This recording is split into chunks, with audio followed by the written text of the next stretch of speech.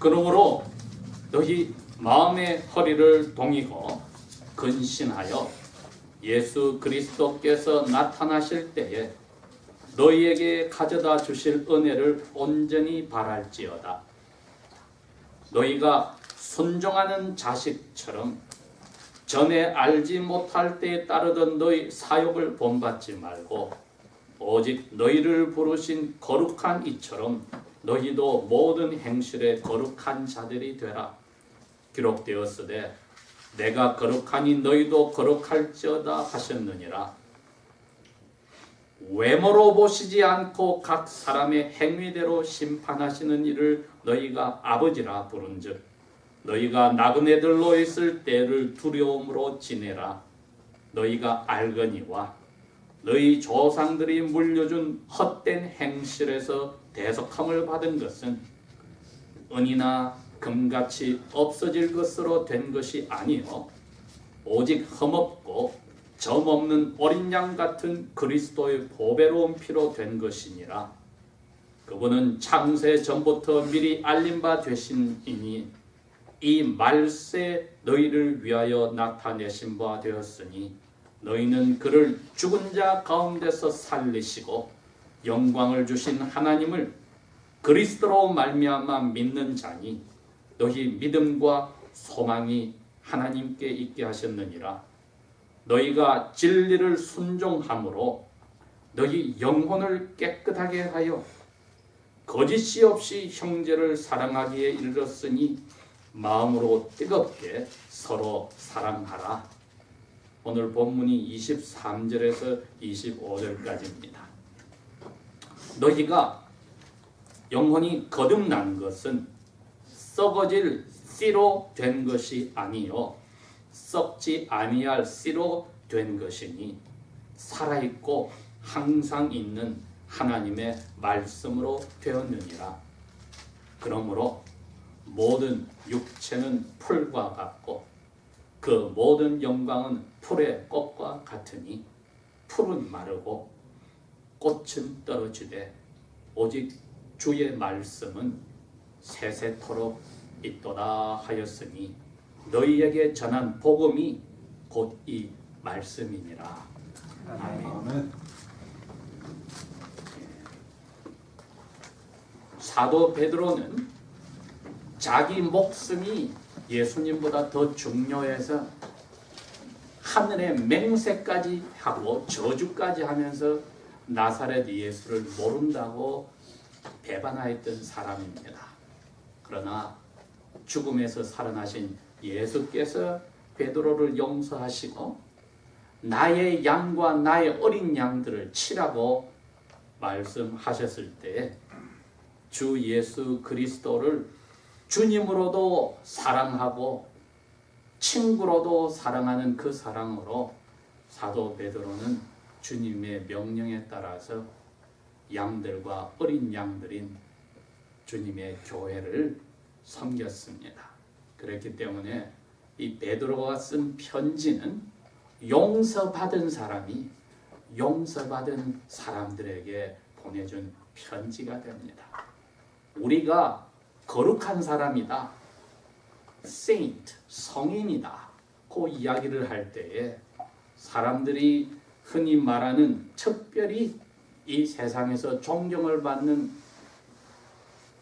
인류의 역사 가운데 몇 사람은 성자를 이야기하는 게 아닙니다. 성경은 예수 그리스도가 대신 벌을 받아서 그 예수 그리스도를 하나님이 보내신 아들로 믿는 사람은 죄가 없어졌다고 합니다. 그 사람이 바로 성인, saint. 아담과 그의 아내가 죄 없이 거룩하게 만들어졌던 그와 같은 영혼이 죄가 없는 사람이 불리는 것입니다. 그분들이 살아갈 때에 사도 바울이 고백했듯이 죄 없이 살아가야 되는데 마음속에 두 가지가 싸우더라는 것이었지요. 그 싸우는 것이 바로 남아있는 죄성이 마음속에 와 계신 성령님을 거스려서 자기 욕심대로 할 때에 그 싸움이 있었던 것입니다. 그러니 모든 용서받은 성인들은 거룩한 물이라고 성도라고 불리는 동시에 자기의 영혼 속에 하나님 아버지의 명령으로 예수 그리스도의 명령으로 와 계신 성령님을 모시고 삽니다. 그래서 오늘 저희들이 생각할 것은 하나님의 말씀이 나의 믿음 생활에 무슨 관계가 있는가, 이렇게 생각을 해봅시다. 하나님 말씀하고 나의 믿음 생활하고 무슨 이 릴레이션십 관계를 가지고 있는가. 근 450년 전에 하나님께서 사제였던 마르틴 루터를 마음을 바꿔서 하나님의 말씀을 읽다가 마음에 갈등하고 있는 것을 해결하려고 금식도 하고 무릎으로 예배당 계단도 기어서 올라가 보고 별의별 일을 다 해도 마음의 갈등을 해결하지 못하였을 때 말씀 속에서 찔러 주었습니다. 그분에게 의인은 노력하고 금식하고 기도로서 사는 게 아니고 믿음으로 산다. 이분이 거기서 완전히 마음의 자유를 누렸습니다. 그렇구나. 내가 나 대신 죽은 예수님을 향한 믿음으로 사는 것이지 내 스스로 어려움을 해결한다고 금식하고 노력한다고 되는 게 아니었구나. 교회에서 가르치는 이거 해라 저거 해라 그거 전통을 따른다고 되는 게 아니었구나를 깨달았습니다. 그렇기 때문에 갑자기 이분의 눈이 성령님의 은혜로 영혼의 눈이 밝아지니까 제일 먼저 달라진 것이 눈에 보이는 예배의 예식이었습니다. 성당에 있는 예수님을 날마다 미사할 때마다 죽이는 희생 제사로 드리는 제단이 의미가 없다는 것을 깨달았습니다. 그 대신 자기의 갈등을 해결한 하나님의 말씀이 선포되는 강단 외에는 의미가 없다는 것을 깨달았습니다. 그래서 근 1200년 동안 서서히 죽어갔던 하나님의 말씀이 교회에서 사라져갔던 것을 회복하는 말씀 외에는 없다는 그 정신을 붙잡았던 것입니다. 그러니 오늘날 저희들이 예배당에 와서 예배한다고 할 때 말씀의 중심에 대해서 써져 있는 가사로서 찬송의 기도를 드리고 말씀의 중심에 대해서 우리 마음에서 일어난 것을 기도로 바치고 그 다음에 말씀을 눈으로 읽고 귀로 듣고 말씀을 떠나서는 예배가 있을 수 없다는 것을 다 알게 된 것입니다. 그러니 이 말씀에 중심하지 않고 산다고 하면은 그리스도인의 삶이 얼마나 회심하기 전에 그 마르틴 루터와 같이 괴로움과 답답한 속에서 살겠는가 이겁니다. 왜? 확신이 없기 때문입니다. 이거 해봐라 저거 해봐라 다 해봐도 마음의 갈등이 해결나지 않아서 고민했던 분을 생각해 보면은 우리가 말씀 때문에 이처럼 하나님 안에서 마음에 위로를 받고 자신을 가졌다는 것은 은혜입니다. 예수 그리스도께서 생선과 떡으로서 자기 제자들을 밤새도록 고기를 낚던 제자들을 불러서 해변가에서 먹이시고 베드로에게 너가 나를 사랑하느냐 3번이나 배반한 베드로에게 3번이나 물으셔서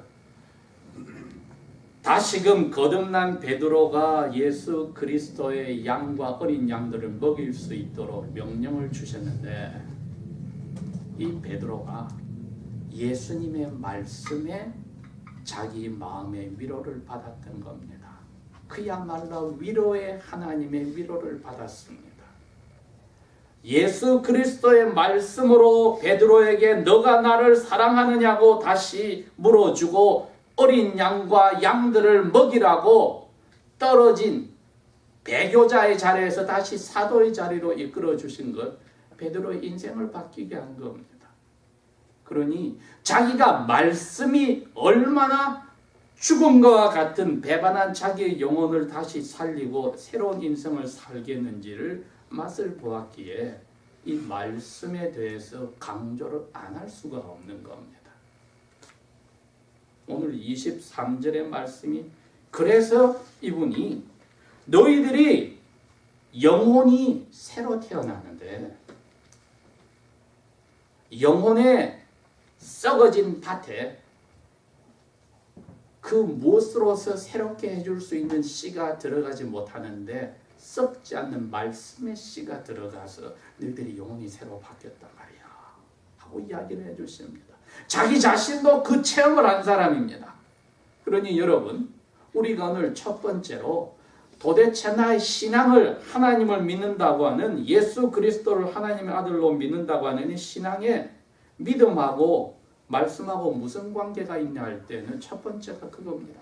이 말씀이 내 영혼을 다시 바꾸는 일을 했습니다. 누구든지 부모님 아래서 태어나는데 성경은 죄 가운데서 태어나서 죽었다고 이야기를 합니다.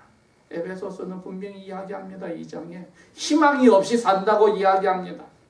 오늘 사도 베드로도 여기서 이야기합니다. 너 하나님의 은혜로 믿기 전에 그거 사는 게 아니었잖아. 너 욕심대로 사는 거. 바로 그게 영혼이 죽은 사람들의 모습입니다. 그리스도인들이 영혼이 죽은 사람의 모습으로 산다면 이것처럼 그 영혼을 말씀으로 가지고 와서 새로 태어나게 한 성령님을 슬프게 하는 것이 없을 것입니다. 그래서 오늘 사도 베드로를 통하여 성령님께서 우리에게 이야기하는 겁니다. 너희들은 말씀이라는 것을 내가 가지고 와서 영혼을 내가 살렸다.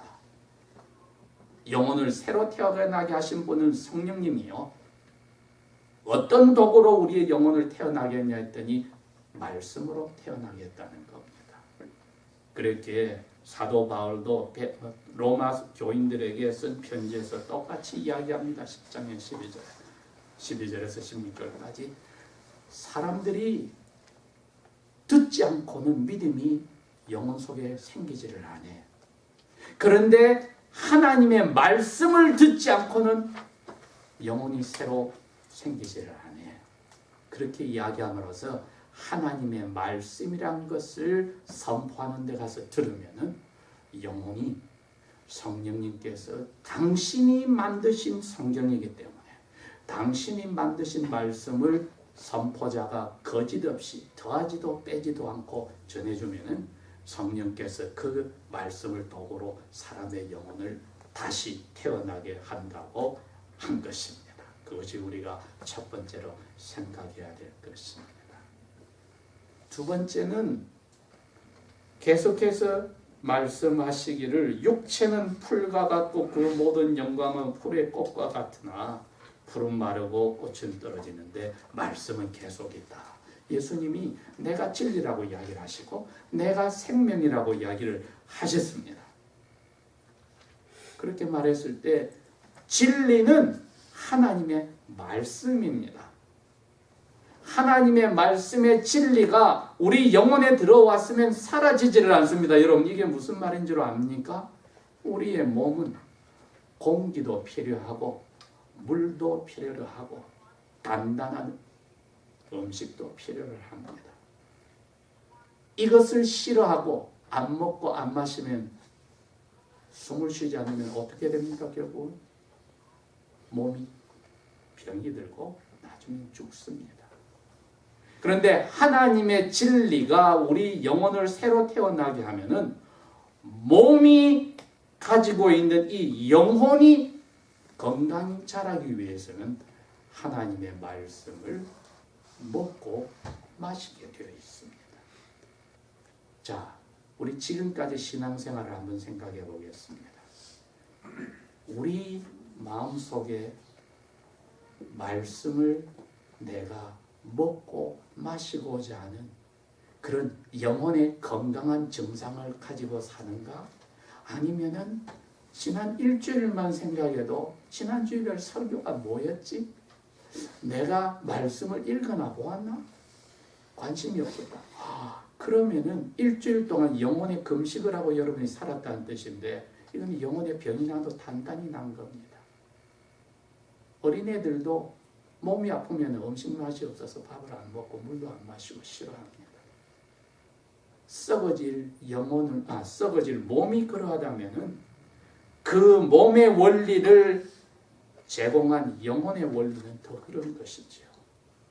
오늘은 일주일마다 영혼의 닥터가 되시는 하나님 앞에 와서 말씀 속에서 우리 영혼을 점검해 봅시다. 말씀이 우리의 신앙생활과 어떤 관계가 있는 우리의 영혼의 건강을 보여주는 겁니다. 영원한 말씀은 변함이 없기 때문에 그 말씀 앞에 와보니 내 영혼이 얼마나 병이 들었으면 이 말씀을 그렇게 먹고 마시기를 싫어했을까? 내 영혼이 건강하니까 목마르고 배고프니까 고통을 느낄 정도로 하나님 말씀을 먹고 마시고 싶어 하였다. 그거로 우리의 영혼의 건강이 진단이 나오는 겁니다.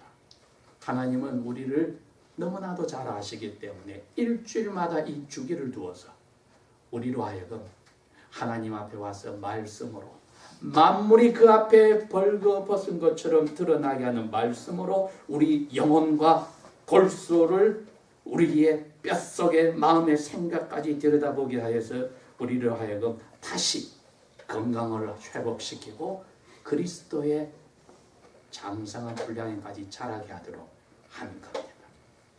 자, 그렇게 생각하면 우리 믿음 생활이 건강하고 자라는 길은 말씀을 먹고 마시는 길 외에는 없습니다. 25절에 주의 말씀은 자라지도 않고 사라지지도 않고 땅에 떨어지지도 않고 없어지지가 않는다. 영원토록 있다. 우리 믿음 생활의 이 세 번째는 이겁니다. 건강진단 넘어가서 먹여주시는데 우리로 하여금 예수님이 자라난 만큼 자라게 하십니다. 그래서 신약성경 전체에 이 사도 베드로만이 이야기를 하십니다.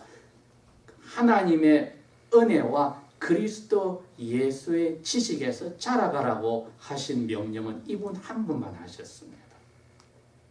우리로 하여금 조금 더 과거의 신앙생활에 만족하지 말고 현재 신앙생활에 만족하지 말고 특별히 어린애들이 엄마처럼 아빠처럼 건강하고 자라고 싶어서 일어나면 키재보고 하듯이 우리로 하여금 예수님을 닮아가서 영혼이 믿음이 건강하게 자라도록 음식에 하나님의 말씀에 푹 빠져서 자라기를 원하시는 겁니다.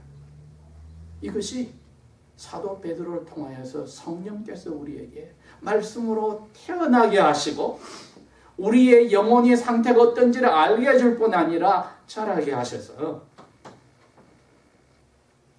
복받은 사람의 삶을 살라고 합니다. 시편 기자가 말씀에 관해서 자기의 경험들을 많이 썼는데 1장이 그렇게 시작됐지 않습니까? 복 있는 사람이다. 하나님을 말씀을 너무나 좋아해서 밤낮으로 푹 빠져서 생각을 한다. 여러분 밤낮으로 푹 빠져서 생각을 한다. 특별히 젊은 남녀들 연애에 푹 빠지지 말고 하나님의 말씀에 푹 빠지세요. 귀여운 자녀들을 가진 부모님들 자녀들에게 푹 빠지지 말고 하나님의 말씀에 나도 내 자녀도 어느 정도 푹 빠져서 살까를 연구를 하세요. 한 나라 200만에 되는 사람을 자기의 스승 되시는 모세로부터 물려받은 여호수아 장군에게 여호와께서 이야기합니다. 여호수아서 1장 7절에 여호수아야 겁먹지 마. 모세를 통해서 내가 준 말씀 있지? 그거는 밤낮으로 그걸 들여다보고 묵상해. 모든 길이 다 열려. 우리의 믿음 생활에 말씀이 어떤 관계가 있습니까? 복받은 사람으로서 살아라고 소들이, 염소들이 말씀처럼 짚을 먹고 나서는 느긋한 데 가서 서서 드러누워서 되씹는 작용. 여러분, 그게 말씀의 묵상입니다. 많이 머릿속에 넣는다고 해봤자 사도 바울의 말씀처럼 지식은 교만하게 만들어서 내가 너보다도 더 많이 성경을 알아. 쓸모짝이 없습니다.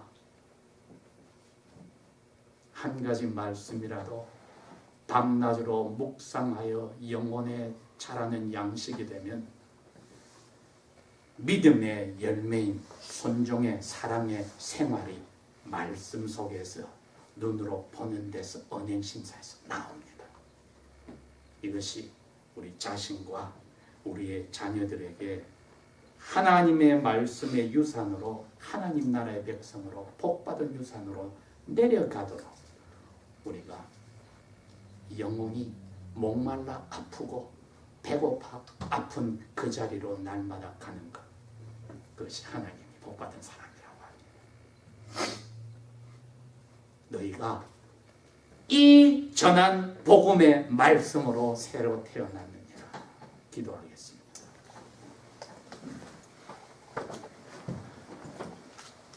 아버지 하나님,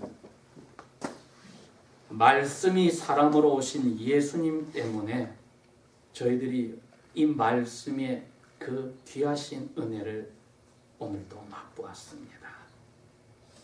말씀 속에서 저의 영혼이 살고 믿음이 자라고 사람다운 복된 예수님의 길을 즐겁게 따라가는 영과 육이 그리스도의 장성한 분량에 나아가는 길로 오늘도 즐겁게 이끌어 주십시오. 아버지의 사랑만이 우리를 그렇게 할 수 있으니 성령 하나님을 통하여 우리를 사랑으로 감화하시고 채워서 이끌어 주십시오. 예수님 이름으로 감사 기도합니다. 아멘.